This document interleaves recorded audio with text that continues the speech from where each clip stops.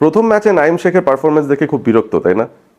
আমি যদি বলি দাম্বুলাতে দ্বিতীয় টি-20 আইতে নাইম শেখ যদি একই ধরনের একটা ইনিংস খেলেন, 25 বল থেকে 30-35টা রান, এটা যে আসলে বাংলাদেশের জন্য খুব ইম্পর্ট্যান্ট একটা রান হবে, আপনি বিশ্বাস করবেন? দাম্বুলার পরিসংখ্যান কিন্তু তাই বলে। 2024 পর্যন্ত দাম্বুলার উইকেটটা ব্যাটিং ফ্রেন্ডলি হওয়া সত্ত্বেও 2024-এর পুরো সময়টা ধরে কিউরেটাররা কিছু একটা তো করেছেন উইকেটের মধ্যে, রানই উঠতে চাইছে না। পুরোপুরি স্লো এবং স্টিকি একটা উইকেট দাম্বুলার উইকেটটা, যার ফসল হচ্ছে লো স্কোরিং টি-20 ম্যাচেস। রাতের আলোতেও স্টিকি একটা উইকেটের মধ্যে পেসাররা পেস ভ্যারিয়েশন করে সুবিধা পাচ্ছেন, স্পিনাররা এই স্লোনেসের কারণে সুবিধা পেয়ে যাচ্ছেন। তো সব কিছু মিলে it's a very slow and sticky wicket. এবং সাধারণত দাম্বুলার যে উইকেটটা হচ্ছে, গত 2 বছরের ট্র্যাক রেকর্ড যা বলে, যদি সেই ধরনের কোনো উইকেট হয়, আগামীকাল কিন্তু প্রত্যেকটা রান খুব প্রেশাস হবে এবং কেউ ছাড় দিতে চাইবে না এক একটা রানে। বাংলাদেশ যদি এই ম্যাচটায় ভালো করতে চায়, ডেফিনেটলি উইকেটের আচরণ বুঝে সেই অনুযায়ী ব্যাটিং টেম্পোটা সেট করতে হবে। এবং একদিক থেকে আমার কাছে মনে হয় বাংলাদেশের জন্য একটা ভালো দিক হবে দাম্বুলাতে খেলা, কারণ আমরা তো আর সুন্দর উইকেটে, যেখানে আসলে 200-250 মতো রান হয়, সেখানে তো 250 রান করতে পারি না। সুতরাং যেই ধরনের স্লো লো বা স্টিকি উইকেট হয়, যেটা আমরা সাধারণত মিরপুরেও পাই অনেক সময়, এই উইকেটগুলোতে কিন্তু আমাদের ব্যাটাররা হয়তো আরও একটু কম্পিটিটিভ হতে পারবেন যদি তারা সেফ ক্রিকেটটাও খেলেন। সুতরাং নাইম শেখ প্রথম ম্যাচটাতে যা খেলেছেন সেটাকে আমরা খারাপ বললেও, দাম্বুলাতে আজকে যদি তিনি একই ধরনের একটা ইনিংস খেলেন, আমার কাছে মনে হয় খুব একটা খারাপ হবে না। এবং নাইম শেখের কথা যেহেতু এতবার বলছি, এই ম্যাচেও নাইম শেখের সুযোগ আছে কিনা সেটা নিয়ে তো একটু কথা বলাই যায়। আমার তো মনে হচ্ছে সুযোগ আছে, কারণ টিম নিউজ বলছে জাকের আলী অনিক তিনি এখনও তার ইনজুরিটা সেরে আসতে পারেননি, যদিও সেটার সত্যতা এখনো পর্যন্ত 100% যাচাই করা যায়নি।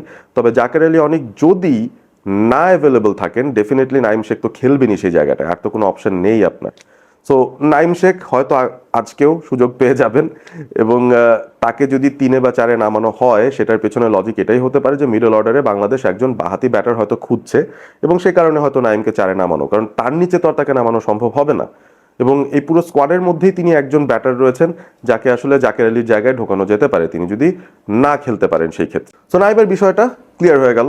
নাইম মোস্ট প্রবাবলি আজকের ম্যাচটাতেও স্টার্টিং 11-এ থাকবেন এবং 3 বা 4-এই হয়তো ব্যাট করবেন যদি লিটন তার 3 নম্বর জায়গাটা ছেড়ে দেন। এবারে আসি, প্রথম টি-20 ইন্টারন্যাশনালে আমাদেরকে কোন কোন ব্যাপারগুলো আসলে অবাক করেছিল। প্রথম যে বিষয়টা অবাক করেছে সেটা হচ্ছে শ্রীলঙ্কার লাইন আপটা, সেখানে মাথিসা পাথিরানা ছিলেন না। একটু অবাক হয়েছি। ভালো ব্যাটিং উইকেটে পাথিরানা অনেক সময় এক্সপেন্সিভ হয়ে যান, সেটা আমরা জানি, হয়তো সে কারণেই পাল্লে কেলেতে পাথিরানাকে রাখা হয়নি।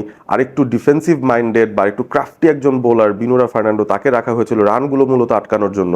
বাট এই ম্যাচটাতে দাম্বুলাতে আমার কাছে মনে হচ্ছে পাথিরানার দলে ঢোকার একটা প্রবল সম্ভাবনা রয়েছে। তার ট্র্যাক রেকর্ডও দাম্বুলাতে খুবই ভালো। নিউজিল্যান্ড এবং শ্রীলঙ্কার মধ্যে এই মাঠে শেষ যে ম্যাচটা হয়েছিল 2024-এর শেষ দিকে, সেখানে নিউজিল্যান্ড মাত্র 108 রান করেছিল এবং সেটাও আবার তারা ডিফেন্ড করতে পেরেছিল।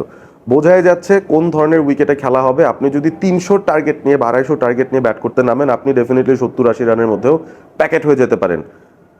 আউটফিল্ডটাও দাম্বুলার খুব একটা ফাস্ট না, যে কারণে এইখানে খুব অ্যাঙ্গেলস মেপে মেপে যারা প্রত্যেকটা বলে সিঙ্গেলস ডাবলস নিয়েও ইনিংসটা বিল্ড আপ করতে পারবেন, আমার মনে হয় লাভটা তাদেরই হবে।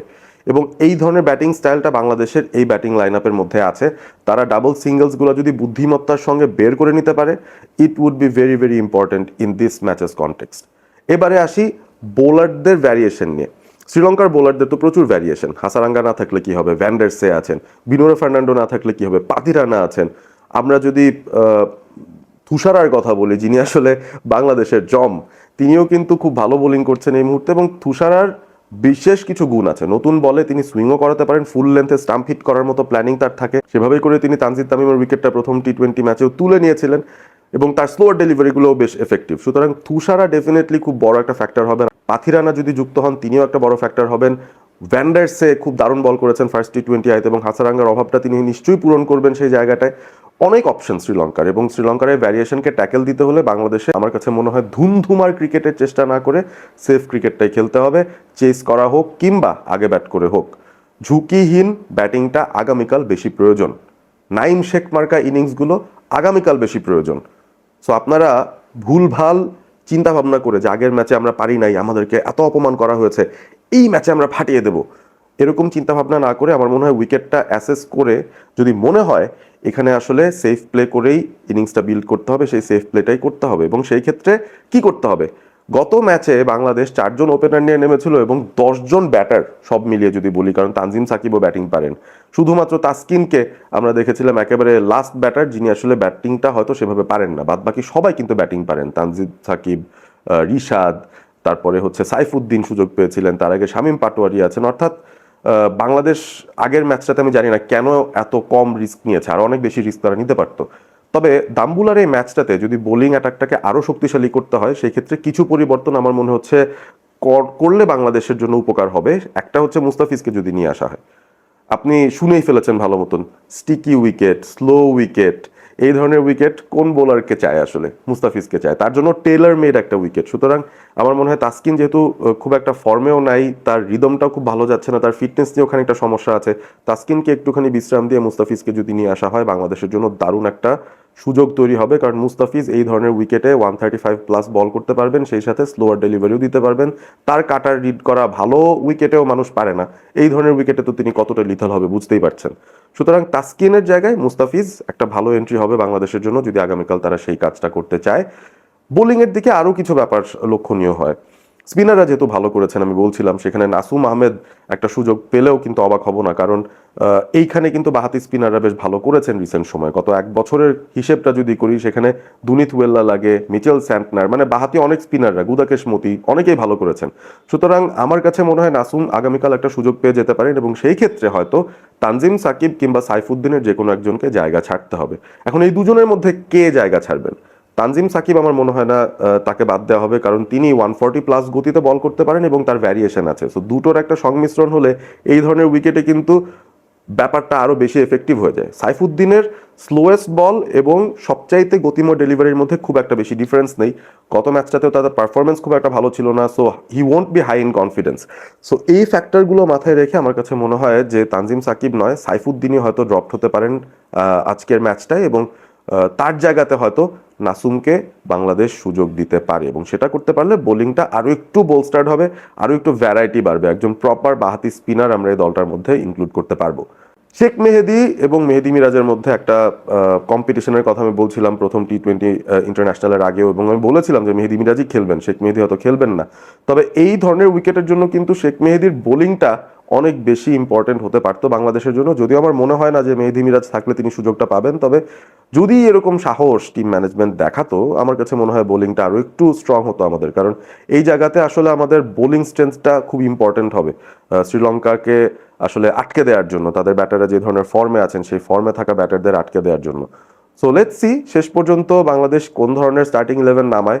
আমার যেটা প্রেডিকশন সেটা হচ্ছে নাইম শেখ হয়তো থেকেই যাবেন, তিনি 3 বা 4 ব্যাটিংটা করবেন, এবং তাওহিদ হৃদয় তো থাকছেনই ডেফিনেটলি, শামীম পাটোয়ারিও থাকবেন, এবং সাইফুদ্দিনের জায়গায় হয়তো নাসুম ঢুকতে পারেন, মুস্তাফিজ ঢুকতে পারেন তাসকিন আহমেদের জায়গায়। হয়তো এই দুটো পরিবর্তন নিয়েই বাংলাদেশ দ্বিতীয় ম্যাচটা খেলতে যাবে শ্রীলঙ্কার বিরুদ্ধে আজকে, এবং শ্রীলঙ্কা দলে যদি পাথিরানা ব্যাক করেন, I won't be very surprised. ম্যাচটা জিততেই হবে, না হলে কিন্তু সিরিজটা হাতছাড়া হয়ে যাচ্ছে।